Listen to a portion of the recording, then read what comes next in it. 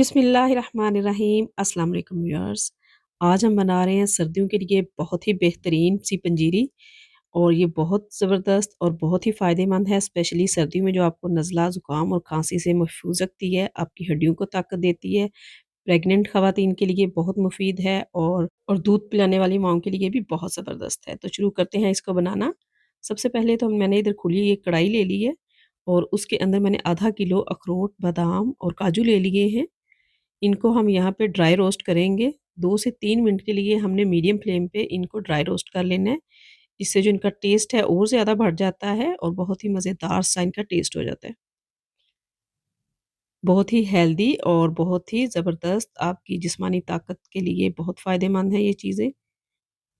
पिस्ता ले लिया है मैंने 200 ग्राम, उसको भी यहाँ पे मैं 2 से 3 मिनट के लिए ड्राई रोस्ट कर लूँगी।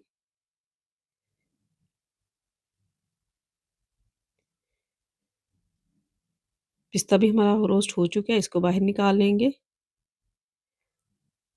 अब ये है मेरे पास 4 मगज़। बहुत ही फ़ायदेमंद होते हैं ये भी, तो यहाँ पे इनको भी हम ड्राई रोस्ट कर लेंगे। अलहदा से इसलिए कर रहे हैं क्योंकि ये जल्दी रोस्ट हो जाते हैं, तो ये ज़्यादा टाइम नहीं लेते। जहाँ पे हमने इनको जलाना नहीं है, बस हल्का-सा रोस्ट करना है और ये है मेरे पास खशखाश 250 ग्राम यानी कि 1 पाव। बहुत ही ज़बरदस्त और बहुत ही बेनिफिशियल होती है ये, स्पेशली दूध पिलाने वाली माँओं के लिए तो बहुत ज़बरदस्त है। इसको भी इधर हम रोस्ट कर लेंगे। अब यहाँ पे थोड़ा-सा हम देसी घी लेंगे। घी आपने देसी इस्तेमाल करना है इधर, दूसरा कुकिंग ऑयल वगैरह इसमें शामिल नहीं करना। ये है मेरे पास गूंद कतीरा, पंजाबी में हम इसको चीड़ भी कहते हैं। तो ये जैसे ही हमारा जो घी है वो गर्म होगा, तो हम इसके अंदर ये डाल देंगे। डालते ही ये इस तरह से इसके फूल से बनने शुरू हो जाएँगे, ये फूल जाएगी। तो ये जो है बहुत ही ज़बरदस्त होती है, बेहद ताकतवर है, दूध पिलाने वाली माँओं के लिए बहुत ज़बरदस्त है, मैदे और जिगर की गर्मी को ये दूर करती है, बहुत ही हेल्दी होती है ये भी। ये देखें इस तरह से ये फूल चुकी है, तो अब हम इसको यहाँ पे बाहर निकाल लेंगे। और बहुत सा क्रंची सा टेस्ट आता है इसका पनीरी के अंदर, जो बहुत ही मज़े का लगता है। साथ ही मेरे पास हैं फूल मखाने, विटामिन डी से भरपूर और कैल्शियम से भरपूर, बहुत ताकत देते हैं आपके जिस्म को। तो इनको भी हम ऑयल के अंदर जो है वो रोस्ट कर लेंगे। ये देखिए 2 से 3 मिनट में हमारे मखाने जो हैं वो रोस्ट हो चुके हैं, इनको बाहर निकाल लेंगे। अब यहाँ पे मैं 1 किलो देसी घी ले रही हूँ और उसको हम यहाँ पे गरम कर लेंगे। 1.5 किलो मैं इसके अंदर जो है वो गंदम का चक्की का पिसा हुआ आटा डाल रही हूँ। इसको हम इसके अंदर भूनेंगे आटे को। यहाँ पे आप सूजी का भी इस्तेमाल कर सकते हैं, आप मूँग की दाल का भी इस्तेमाल कर सकते हैं, जो भी आपकी पसंद हो आप उसके मुताबिक इसको इसी तरीके से रेडी कर सकते हैं। तो ये आटा डालने के बाद अब यहाँ पे हमने इस आटे को हलवे की तरह भून लेना है। तो ये देखिए यहाँ पे जो है वो आटा हमारा सख्त है, यहाँ पे थोड़ी-सी इसको मेहनत चाहिए होती है। फ्लेम को हमने मीडियम रखना है, हाई हमने किसी टाइम भी इस इधर फ्लेम नहीं करना। तो जैसे ये भूनना स्टार्ट होगा और तो ये आहिस्ता-आहिस्ता से जो है वो ऑयल रिलीज़ करना शुरू कर देगा। तकरीबन आधा घंटा इसको लगेगा इधर पकने में, क्योंकि ये मिकदार में ज़्यादा है तो इसलिए इसको थोड़ा ज़्यादा टाइम चाहिए भूनने में। यहाँ पे आपने इसमें भूनने में कोई भी जो है वो इधर लापरवाही नहीं करनी। जितना अच्छा आपका आटा भुना होगा उतनी ही मज़ेदार आपकी ये पंजीरी रेडी होगी। अगर इधर कच्चा रह गया तो फिर आपकी सारी पंजीरी का जो टेस्ट है वो ख़राब हो जाएगा। ये देखिए तकरीबन 20 से 25 मिनट हो चुके हैं और इस तरह से आटा जो है वो हमारा भुन चुका है। देखिए इस तरह से इसकी कंसिस्टेंसी जो है वो पतली हो गई है, ऑयल इसने छोड़ दी है।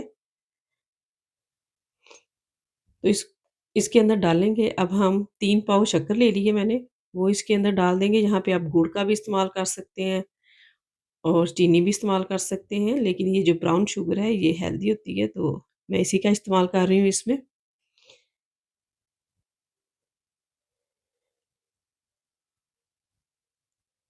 ये खोपरा ले लिया है मैंने, इस तरह से इसको मैंने बारीक जो है वो कद्दूकस कर लिया था।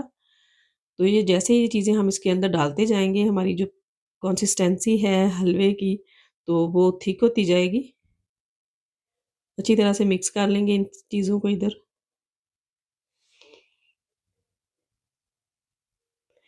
साथ ही ये जो मैंने रोस्ट किए थे ड्राई फ्रूट्स, उनको मैंने इस तरह से दरदरा सा कूट लिया था, तो वो इसके अंदर शामिल करेंगे।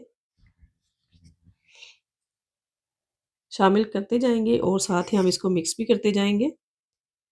फूल मखाने को भी कूट लिया है, वो भी शामिल करेंगे और ये है गूंद कतीरा, ये भी इसके अंदर शामिल कर देंगे। 4 मगज़ डाल देंगे। ये किशमिश है, ये भी इसके अंदर शामिल कर लेंगे। अच्छा, मिकदार यहाँ पे आप अपनी मर्ज़ी से कम या ज़्यादा इसकी कर सकते हैं, तो इसमें कोई नहीं है, कोई लिमिट कि आप कम करें या ज़्यादा करें, वो आपके अपने बजट पे है कि आप इसको किस तरह से रिच कर सकते हैं। सब चीज़ों को अच्छी तरह से यहाँ पे मिक्स कर लें। यकीन करें ये बहुत ही हेल्दी पंजीरी है, इसको मैं हर साल घर में बनाती हूँ सर्दियों में और अपने बच्चों को, अपने घर वालों को इसको खिलाती हूँ। बहुत ही हेल्दी, स्पेशली जो सर्दियों में नज़ला, ज़ुकाम और खाँसी वगैरह हो जाते हैं, उससे ये हेल्प करती है बचने में। अब इसके अंदर खसखस भी डाल देंगे।